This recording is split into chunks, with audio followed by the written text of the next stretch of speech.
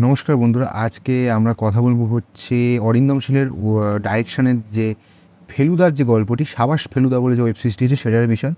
এটা এই সিরিজটার সবথেকে বড় যে সমস্যা বা সবথেকে বড় যে ঘটনা সেটা হচ্ছে কাস্ট কেন কাস্ট করা বলা হচ্ছে কাস্ট কথাটা, তার কারণ হচ্ছে ফেলুদার চরিত্রে পরমব্রত, তোপসের চরিত্রে ঋতব্রত জাস্ট বেমানা। এছাড়াও বিভিন্ন চরিত্রের ক্ষেত্রে যেমন মগনলাল মেঘরাজের চরিত্রে আমরা দেখতে পাচ্ছি কমলেশ্বর মুখার্জিকে। মানা যায় এটা কি মানা যায়? আমরা তো মঙ্গলবার মেঘরাজের চরিত্রে আমরা উৎপল দত্তকে দেখে এসেছি।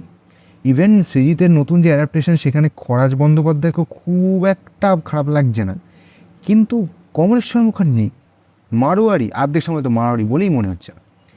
এছাড়া এই যদি টোটাল সিরিজে আমি যদি বলি ঠিকঠাক কাস্টিং হয়েছে, তাহলে সেটা বলতে হবে নিশিকান্ত সরকার অর্থাৎ রুদ্রনীলের যে চরিত্রটা আর হচ্ছে সিঁদুরাটার চরিত্রটা, এই দুটো চরিত্রের যে কাস্টিং হয়েছে সেটা একেবারে ঠিকঠাক কাস্টিং। এছাড়া বাকিদের প্রত্যেকটা কাস্টিং খারাপ। ইভেন ঋত্বিক চট্টোপাধ্যায়কে শশধর বোসের চরিত্রে দেওয়া সেটাও একটা খারাপ, সেখানেও ঋত্বিক চট্টোপাধ্যায় অতটা ভালো কাজ করতে পারেন। এছাড়া প্রস্থেটিক মেকআপ যেটা করা হয়েছে সেটাকে প্রস্থেটিক মেকআপ বলেই মনে হচ্ছে। ইভেন যদি এরকমও হয় যে ওরম একজন সেজে একটা মানুষ আপনার সামনে এসে দাঁড়ালো, আপনারও তখন মনে হবে যে সত্যি কি লোকটা ওই লোক, এটা তো দেখেই তো মনে হচ্ছে নকল, দাড়িগুলো নকল লাগছে, ওগুলো নকল লাগছে। এছাড়া হেলমুট উঙ্গারের যে চরিত্রটা, ছেলেটাকে খুব একটা খারাপ লাগছে না, ওখানে জার্মান হিসেবে ওকে ভালোই মানেছে। কিন্তু টোটাল গল্পে লাস্টের একটা এপিসোড বাদ, একটা এপিসোড বাদ দিয়ে টোটাল সিরিজটা ও লাল রঙের একটা হুডি পরে কাটিয়ে, একটা জার্মান যার অঢেল টাকা আছে এবং সে ঘুরে ঘুরে শুধু ছবিই তুলে যাচ্ছে, সে একটা লাল রঙের হুডি পরে কাটিয়ে দিল। আর শশধর বোস আবার লাল রঙের হুডি পরে খুন করেছে, মানে দুটো কোনো কানেকশন আপনি গল্পটার মধ্যে খুঁজে পাবেন না। তো এবার সব থেকে বড় যে সমস্যাটা হলো সেটা হচ্ছে কাস্টিং, যে প্লটের ঘটনা হয়েছে যে সত্যজিৎ রায়ের লেখা গল্প, যে গল্পটা আপনি 40 বার শুনবেন আপনার যেমন ভালো লাগে, অরিন্দম শীলের ডাইরেকশানে এই গল্পটা, যেটা একবার দেখার পর দ্বিতীয়বার কেন প্রথমবারই আপনার টোটাল দেখতে ইচ্ছা করে না। এই জ্ঞানটয়গণ্ডর গল্পটা কতবার শুনেছি, কতবার পড়েছি তার কোনো হিসেব নেই। যথারীতি গল্পটা যখন আমি দেখতে বসি তখন বিভিন্ন জায়গায় ভুল ভাল কীর্তিকাণ্ড দেখতে নেই। এবং সব থেকে বড় আমার খারাপ একটা জিনিস লেগেছে, এটা এতটা কাঁচা একটা কাজ যে ক্রাইটেক্স বলে একটা ডিটেকটিভ এজেন্সি, তারা অরিন্দম শীলের মোবাইলে একটা হোয়াটসঅ্যাপ মেসেজ পাঠিয়েছে, সেটাকে ওরা বলছে যে ওটা হচ্ছে একটা অটো কারেক্টে ভুল হয়ে গিয়ে মনস্ট্রি হয়ে। অটো কারেক্ট কখন কাজ করে? যখন আমরা কিছু ভুল লিখি। এবার যদি আমি বাংলায় কিছু লিখতে চাই তখন সেটা কারেক্ট করে, যেমন আমি যদি মশাই লিখতে চাই ওটা অন্য কিছু মাসাই হয়ে যেতে পারে। মনস্ট্রি কখনো অটো কারেক্ট হয়ে মনস্টার হতে পারে? এটা কি সম্ভব না। এবার এই ঘটনাটা কে বোঝায়? পরমব্রত এটাই বলে দিল, এবং এটাও জায়গায় ওরা বলতে পারতো যে এটা একটা কোড হিসেবেই ক্রাইটেক্স পাঠানো হয়েছে, অথবা ক্রাইটেক্সের সঙ্গে যোগাযোগ করে কিছু খবর পাওয়া যায়। এখানে শশধর বোসের যে চরিত্রটা, যেটা আমরা গল্পে দেখেছিলাম যে শশধর বোস হচ্ছে তেলভাঙ্কারের পার্টনার, বিজনেস পার্টনার, তাই তার একটা অথরিটি আছে এবং সে বিভিন্ন রকম কাজ কারবার করে বেড়াচ্ছে, তার একটা ধান। এখানে সেই ধারণাটা এস্টাবলিশ করতে গিয়ে শশধর বসে একটা ব্যাকগ্রাউন্ড দিয়েছে, নকল আপনি যেটা করছেন। এবার ঘটনাটা হচ্ছে যে এখানে গল্পে যেভাবে ম্যানুপুলেট করতে দেখানো হয়েছে যে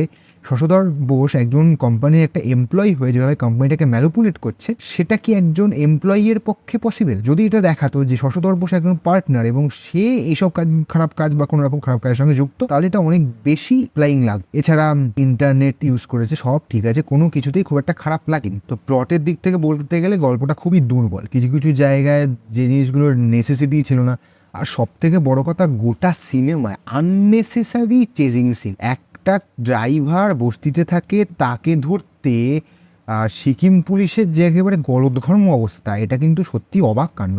তাকে চট করে গিয়ে ধরে ফেলবে না, সেও যেমন দৌড়চ্ছে তেমনি শশধর বোস সেও পালানোর চেষ্টা করছে, সেও লোকানোর চেষ্টা করছে। মানে একজন হাই লেভেল ক্রিমিনাল আর একজন লো লেভেল ক্রিমিনালের মধ্যে কোনো ডিফারেন্স, দুজনেই একই রকম ভাবে পালা। প্লটের দিক থেকে খুব খারাপ অবস্থা, আর কি করে ছড়ানো জিনিস, আর্ধেক জিনিস আপনার মনেই থাকবে না যে কী দেখিয়েছিল, কী বলেছিল, কিন্তু লাস্টে গিয়ে কিছু জিনিস আপনার মনে থাকবে। এরপরে আমরা কথা বলবো হচ্ছে গল্পের এডিটিং নিয়ে। এডিটিং মানে পুরো সেরা এডিটিং যাবে। গোটা সিনেমায় আপনি শেষের দিকের এপিসোডগুলোর মধ্যে একটা এপিসোডে হঠাৎ করে গল্পটার যে টোটাল কালার প্যালেট, সেই কালার প্যালেট থেকে চেঞ্জ করে গিয়ে ফেলুদা এবং তোপসের কথোপকথনের সময় হঠাৎ করে সেটা একটা অন্যরকম কালার প্যালেট হয়ে যায়, এবং সেখানে দারুণ বাজেভাবে, মানে দেখলে মনে হয় যে কোনো একটা সস্তা ক্যামেরায়, অর্থাৎ লগ ভিডিও যেটাকে আমরা বলি হচ্ছে এডিটিংয়ের আগে, কালার গ্রেড করার আগে যে ভিডিওটা থাকে, সেরকম একটা ভিডিওর অবস্থায় জিনিসটা নেমে যায়। এবং সেটা আমি দেখে ভাবি যে একটা D5-এর মতো একটা এত বড় প্রোডাকশন কোম্পানি তারা এরকম ভিডিও বানাচ্ছে, সেখানে এইরকম একটা কাজ হয়েছে। এছাড়া অডিওর কাজ তো মানে যাচ্ছে তাই খারাপ, কোথাও সাউন্ড বেড়ে যাচ্ছে, কোথাও সাউন্ড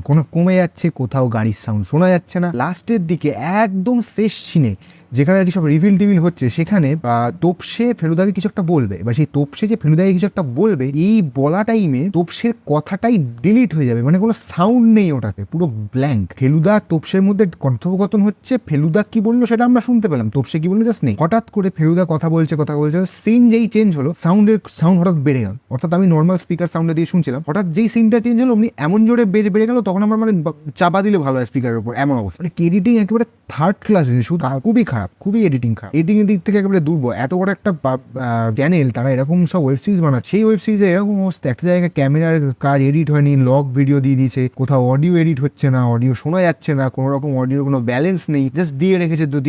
এরকম কাজ উনি কেন করেন আমি জানি না। হয়তো উনি অন্য কোনো অ্যাক্টর নিতে পারতেন, উনি প্রত্যেকটা কাজের জন্য মানানসই লোককে নিতে পারতেন, কিন্তু পুরো কাজটাই ভুল। এক নিশিকান্ত সরকার এবং শুধু একটা চরিত্র বিপ্লব চট্টোপাধ্যায়, রুদ্রনীল ঘোষ আর বিপ্লব চট্টোপাধ্যায় যে কাস্টিংটা হয়েছে সেটা সব থেকে ভালো। আর কোনো একটা কাস্টিং যায়। এতক্ষণ ধরে অনেক কিছু খারাপ বললাম ওয়েব সিরিজটা, এবার আমি কিছুটা ভালো জিনিসও বলতে হবে। মানে ভালো হয়েছে এখানে, হ্যাঁ, গল্পটির ক্যামেরাম্যানদের কাজ খুব ভালো, প্রচুর পয়সা ইনভেস্ট করা হয়েছে। একটা আসল গাড়িকে পাহাড় থেকে ফেলা হয়েছে, বারবার আসল পাথর ফেলে দেখানো হচ্ছে কীভাবে কী হবে, এবং পুরো ব্যাপারটাই ওই জায়গাগুলো বেশ রিয়েলিস্টিক, শ্যুট ভালো করা হয়েছে, হ্যান্ডহেল্ড মুভমেন্টগুলো ভালো। একটা মুভমেন্ট আছে যেখানে তিব্বতে একটা সিন দেখাবে একটা লামার সাথে, সেই সিনটাতে মুভমেন্টটা খুব ভালো। এছাড়া বাকি পুরো সিরিজটাই এডিটিংয়ের কাজ খুব খারাপ, মানে প্রত্যেকটা জিনিস এই অ্যাসপেক্টই খারাপ। খুব ভালো করে পয়সা খরচা করে শ্যুট করা হয়েছে, এইটা বলা যায়। অরিন্দম শীলকে জি5 সেই বাজেটটা দিয়েছিল, কিন্তু অরিন্দম শীল সেই বাজেটটাকে ইউটিলাইজ করতে পারেনি। এখানে এই টোটাল সিনেমার মধ্যে ভালো হচ্ছে নিশিকান্ত সরকারের কিছু জায়গা, যেগুলো দেখে আপনার আনন্দ হবে বা একটু মজা আপনি পেতে পারেন, ওইটুকুই আপনার গোটা ওয়েব সিরিজের থেকে প্রাপ্য। আমার মতে যদি আপনি ফেলুদা ভালোবেসে থাকেন এবং ফেলুদা পড়ে থাকেন, এটা সিরিজটা দেখতে যাবেন না। হয়তো এটা হিট করবে, তার কারণ হচ্ছে ফেলুদা, ব্যোমকেশ, কিরিটি, একেনবাবু, এদের একটা বিরাট ফ্যান ফলোয়িং আছে, তো ভালো পয়সা কামায়, ভালো হয় সব সময় না, সেটা পয়সা কামায়। যেমন এই ওয়েব সিরিজটার কথাই বলি, যদি আমি এটা ফেলুদার ওয়েব সিরিজ দেখা সব থেকে দুর্বল কাজগুলোর মধ্যে একটা।